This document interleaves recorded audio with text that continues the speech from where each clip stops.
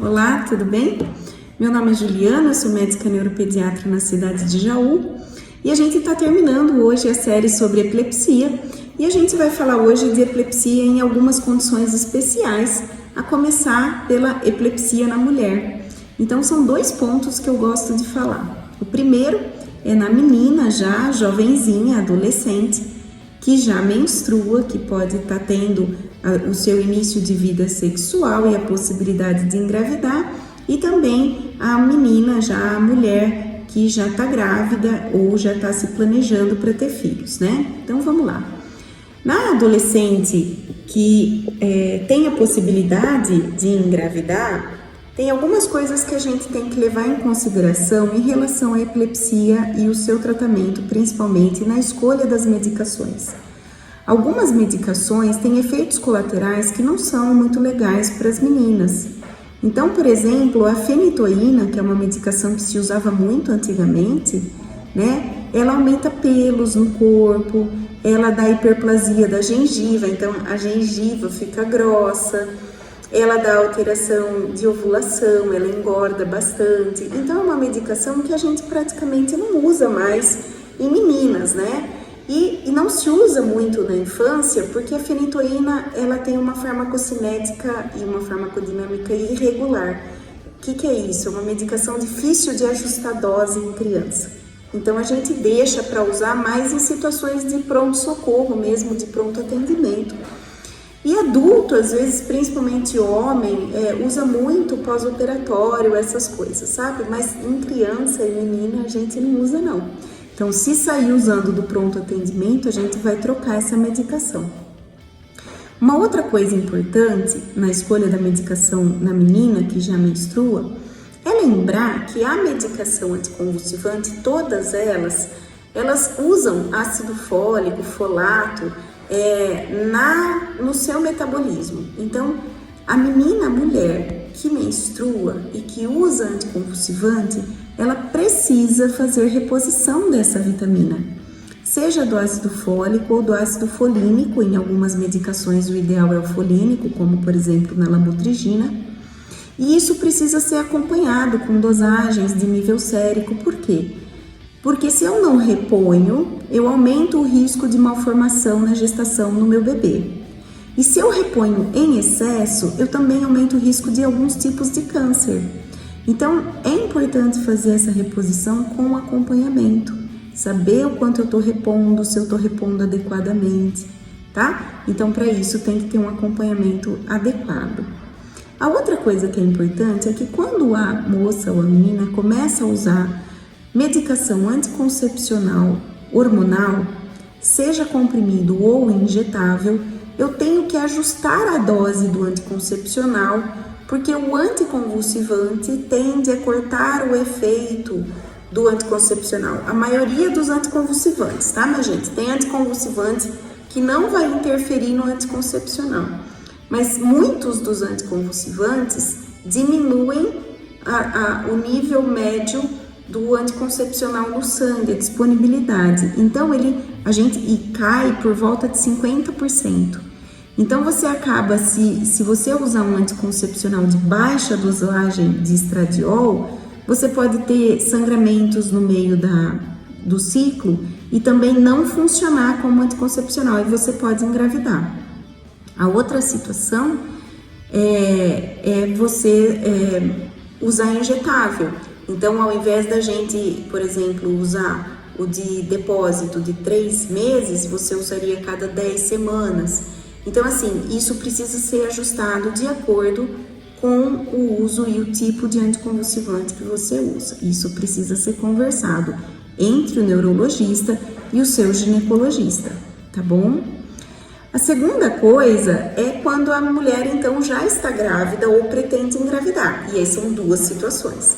A primeira situação é quando existe uma gravidez planejada, em que a paciente se programa e fala: olha, eu quero me programar para engravidar nos próximos anos. Então aí a gente vai ficar muito em cima do nível do ácido fólico, repor ômega 3, que é importante o uso de ômega 3 para diminuir o risco de SUDEP, que é morte súbita relacionada à epilepsia, isso para todo mundo, né? Mas na gestação ainda mais importante por causa dos níveis de QI do bebê, tá bom?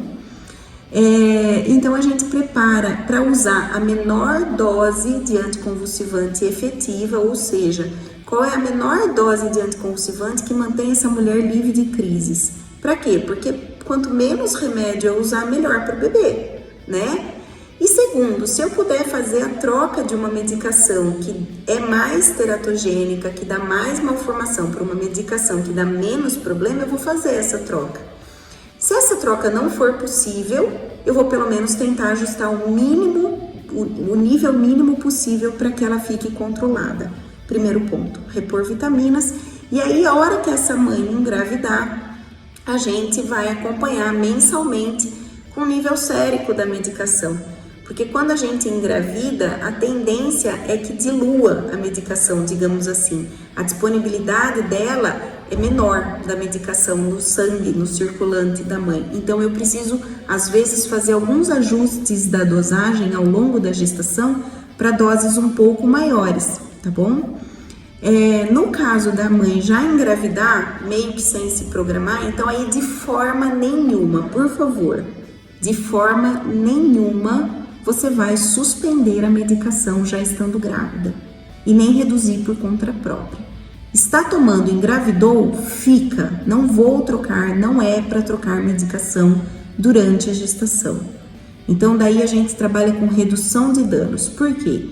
Porque a troca de medicação ou a suspensão pode causar crises de difícil controle e a convulsão pode levar a um aborto ou malformações mais graves no bebê por hipóxia, por falta de oxigênio na placenta. Então, não se suspende remédio de grávida epilética. Não, de jeito nenhum. E nem se faz a troca com ela já estando grávida. Ou troca antes, programado, ou não troca. E aí a gente vai suplementar a questão de vitamina e tentar deixar na dose mínima possível também com acompanhamento de nível sérico. Certo? Criança nasceu, não precisa obrigatoriamente tirar do peito, tá bom, minha gente? Essa criança já usou essa medicação durante a gestação, não teria problema de usar depois uma dose que passe pelo leite, a menos que a criança venha a apresentar um sintoma de efeito colateral da medicação. Às vezes, ela já está acostumada, já está metabolizando e está passando dose baixa no leite, a depender da medicação. Então, cada caso é um caso, a gente vai conversar para liberar essa amamentação. Mas não é, eu tomo remédio, não vou amamentar. Não, tem muitas medicações que dá para amamentar sim. E os benefícios da amamentação são superiores, às vezes, ao risco de uma baixa dosagem que está passando de medicação aí. Por exemplo, tem medicações que a gente pode usar no bebê. Então, se não está deixando o bebê sonolento, não tem por que não amamentar, tá bom? Tudo isso, gente, tem que conhecer a mãe, o bebê e acompanhar. Então, procure o seu neurologista, procure um bom neurologista para fazer o seu acompanhamento.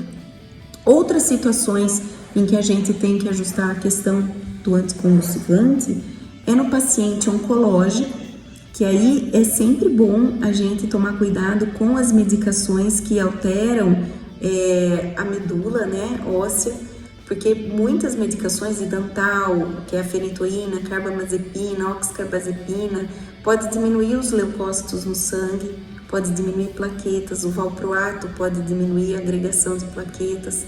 E aí não é legal, porque o paciente, às vezes, pela quimioterapia, já está com uma alteração do hemograma, tá? Então isso é uma coisa.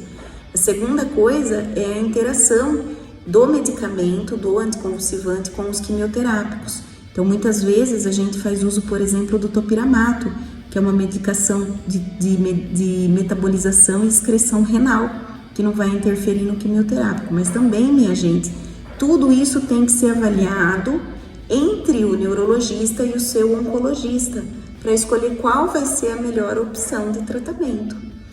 Uma terceira, quarta, quinta situações é o paciente idoso, que é polimedicado, ou seja, usa muitos remédios que podem interferir com os anticonvulsivantes, e aí a gente tem que sentar e ver qual a melhor opção. E também os pacientes que já têm algum grau de insuficiência hepática ou insuficiência renal, porque também precisa ser ajustada essa dose. O próprio paciente idoso, muitas vezes a gente tem que reduzir a dose, porque já o metabolismo do fígado e do rim já é menor, e aí você acaba tendo mais efeito colateral com doses baixas. São todas situações que a gente tem que individualizar o tratamento. Procure um bom neurologista. Hoje a gente encerra a nossa série sobre epilepsia. Espero que tenham gostado, que tenha ajudado. Se houver dúvidas, estamos aqui para ajudar. Mande sua dúvida, no nosso canal do YouTube. Se inscreva no canal, compartilhe esse vídeo com quem vocês conhecem e vamos começar aí novas séries sobre outros assuntos. Combinado? Deus abençoe.